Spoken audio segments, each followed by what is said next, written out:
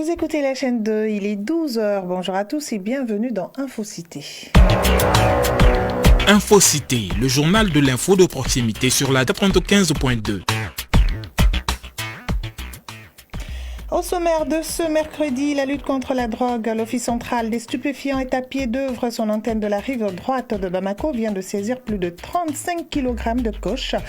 Niamakoro, en commune 6 du district de Bamako. Vous entendrez dès le début de cette édition le lieutenant-colonel Moussa Koné, chef d'antenne OCS. Également dans InfoCité, Ramadan et panier de la ménagère. Les légumes et les fruits sont les plus sollicités en ce mois béni de Ramadan. La chaîne 2 a fait un tour dans certains marchés. Les détails dans un court instant.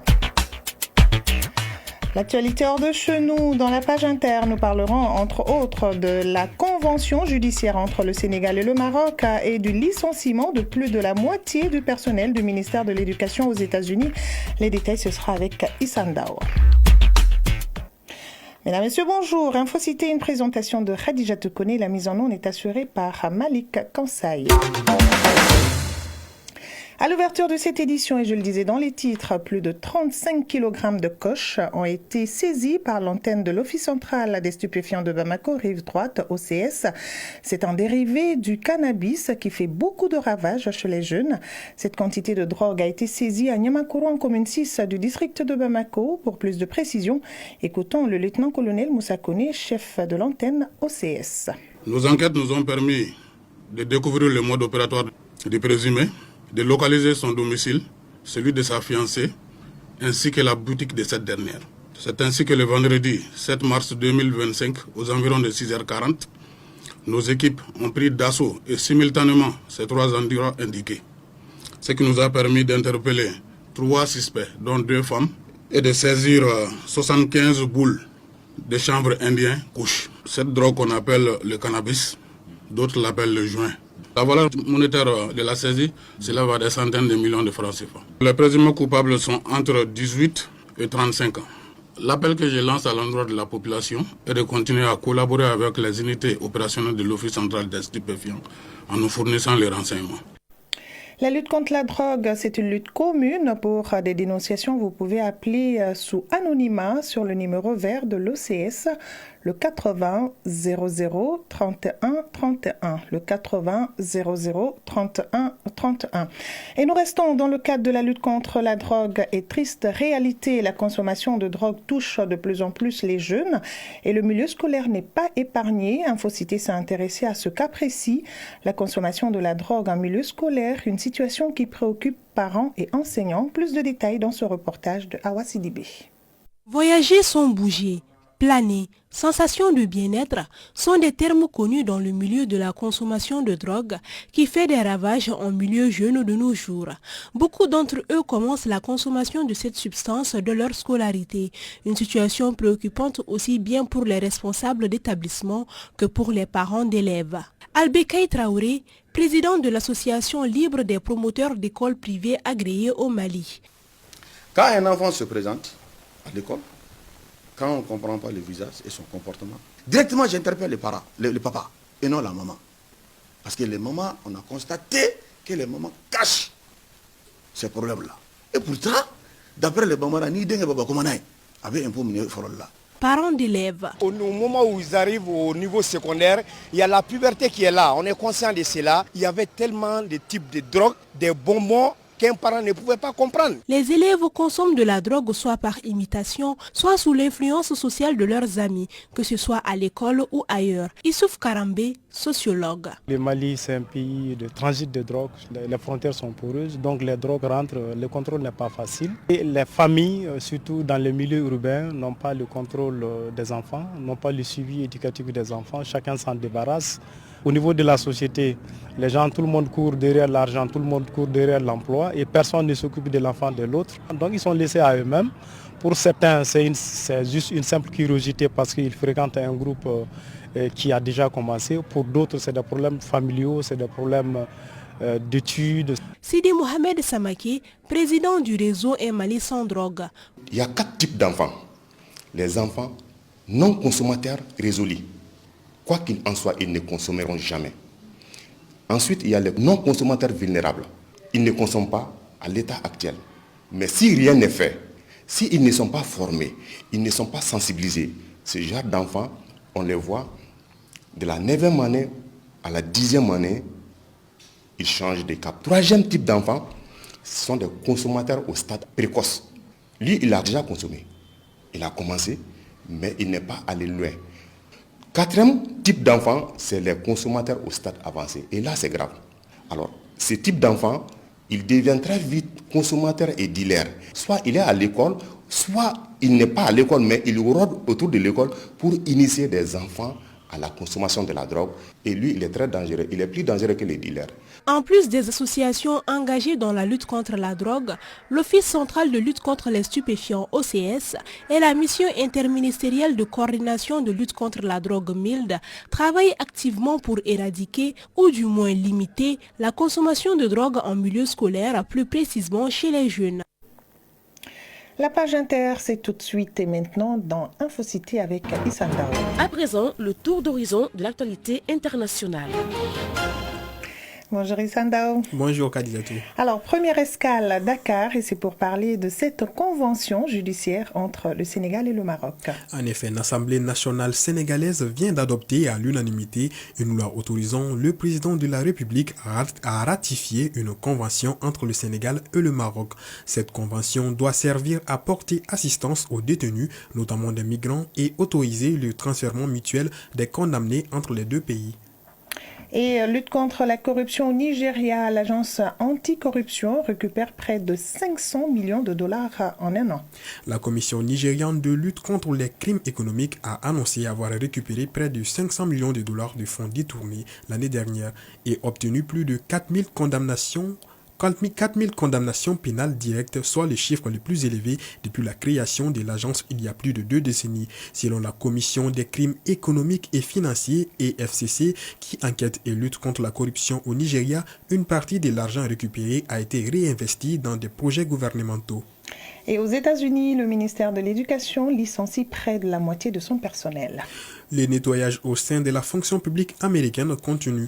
Après l'aide au développement, le Pentagone ou les ministères des anciens combattants, le ministère de l'Éducation a à son tour annoncé des licenciements massifs hier mardi, alors que 600 fonctionnaires sont déjà partis volontairement et que près d'une centaine qui étaient en période d'essai ont été remerciés. 1300 autres ont appris par un courrier électronique qu'ils étaient virés et que les locaux de leur ministère à Washington ne leur seraient plus accessibles dès le début de la soirée pour des raisons de sécurité. Voilà, Kadijatou Kone, c'était ce qui faisait la une de l'actualité internationale de ce 12h. Voilà, et c'est ce qui met fin à cette page inter. Merci beaucoup Issa Ndao et bon après-midi à vous. Merci. Suite de ce journal, et nous nous rendons au marché pour voir le contenu du panier de la ménagère en ce mois béni de Ramadan. Aïssata Yanogo nous signale que les légumes sont les plus sollicités pour la rupture du jeûne. L'ambiance est palpable sur la place des légumes du Grand Marché de Bamako. Discussion animée, appel aux clients, l'effervescence est à son comble dans ce lieu de vente de légumes de la capitale. Ménagères et vendeurs ambulants se faufilent entre les étals, cherchant les meilleurs produits ou les acheteurs potentiels. Fatmata Gundo témoigne de l'abondance des légumes. Cette année, on remercie le bon Dieu parce que tous les légumes sont là, très frais. Et même ceux qui sont secs aussi sont à des moindres coûts. C'est à la portée de tout le monde. On n'a pas beaucoup à se plaindre vraiment.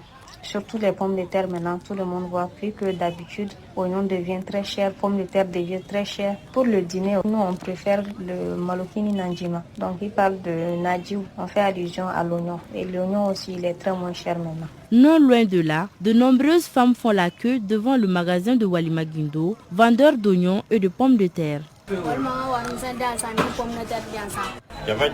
Au marché, les prix des légumes connaissent une baisse notable. Le prix de l'oignon, par exemple, est passé de 800 francs CFA à 300 francs CFA le kilo, tandis que celui de la pomme de terre est désormais de 300 francs CFA contre 800 francs CFA auparavant. Devant son étal de légumes frais, Mariam Traoré se réjouit de l'affluence et des prix abordables. En cette période de Ramadan, l'affluence sur le marché est particulièrement dense. Les prix des légumes frais ont fortement baissé et sont désormais présents en abondance. Les tomates par exemple se vendent à 5 000 francs CFA le sac et le chou suit la même tendance. L'aubergine africaine est vendue à 3 500 francs CFA le sac, tandis que le poivron est également disponible à prix réduit. Malgré l'abondance actuelle, certains vendeurs prévoient des augmentations à l'approche de la fête de Ramadan en raison de la fin de la saison sèche. Si les prix des légumes sont en baisse, d'autres produits connaissent une augmentation. Khadija Nango, cliente. Il y a l'huile qui est chère, d'ailleurs très très chère, parce que l'année dernière, le bidon de 20 litres d'huile était à 19 000 francs. Mais cette année, le plafond, c'est à 23 000 francs, le bidon de 20 litres. À part ça, ça va. Avec les légumes, ça va. Tous les prix sont abordables. Il y a beaucoup de tomates. Les tomates sont en quantité même. Et ça n'a même pas de prix. Si les femmes se réjouissent de cette baisse des prix, les chefs de famille et tous les membres du foyer pourront eux aussi se régaler pendant ce mois béni. Ces moments de partage et de convivialité seront l'occasion de savourer de délicieux plats préparés avec soin. Mois de Ramadan, dépenses supplémentaires dans certaines familles. Des chefs de famille augmentent l'argent de la popote pour permettre aux femmes de présenter des plats équilibrés et copieux pour la rupture de jeûne. Aminata Manifin Kamara a fait un tour dans certaines familles.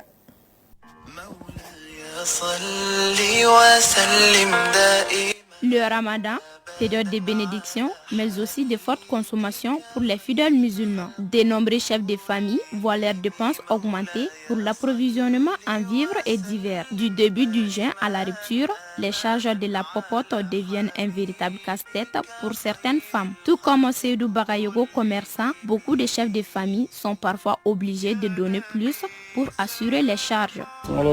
Depuis le début du Ramadan, il y a eu beaucoup de changements. Les dépenses sont doublées contrairement aux autres mois. Le mois des Ramadan est différent des autres mois car pendant ce temps, les charges sont lourdes pour les chefs de famille. Madou Kantao, chef de famille, trouve normal l'augmentation des charges en raison des difficultés du moment. S'il y a un changement, forcément les dépenses vont augmenter. Mais on est musulmans, on est chef de famille et c'est notre rôle de subvenir aux charges familiales. Les temps sont durs, mais on s'adapte. Pas de panique à faire, nous confie Aïssata Doumbia. La commerçante estime que les femmes doivent aider et soutenir leurs maris. Pendant le mois de Ramadan, c'est naturel que les dépenses augmentent. Nous savons tous que l'homme et la femme sont complémentaires. Pour cela, les femmes peuvent aider les hommes si elles ont vraiment les moyens. C'est pourquoi je vends des légumes ici à Onida.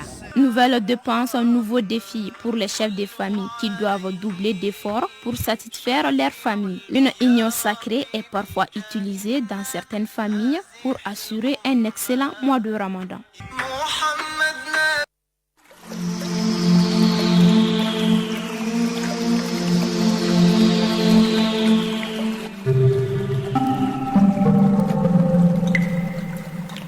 Les nouvelles du ciel à présent, selon les prévisions de Mali Météo, le thermomètre affiche 38 degrés en ce moment sur Bamako et environ. La maximale attendue est de 41 degrés et la rupture du jeûne, c'est-à-dire le coucher du soleil est prévu pour 18h43.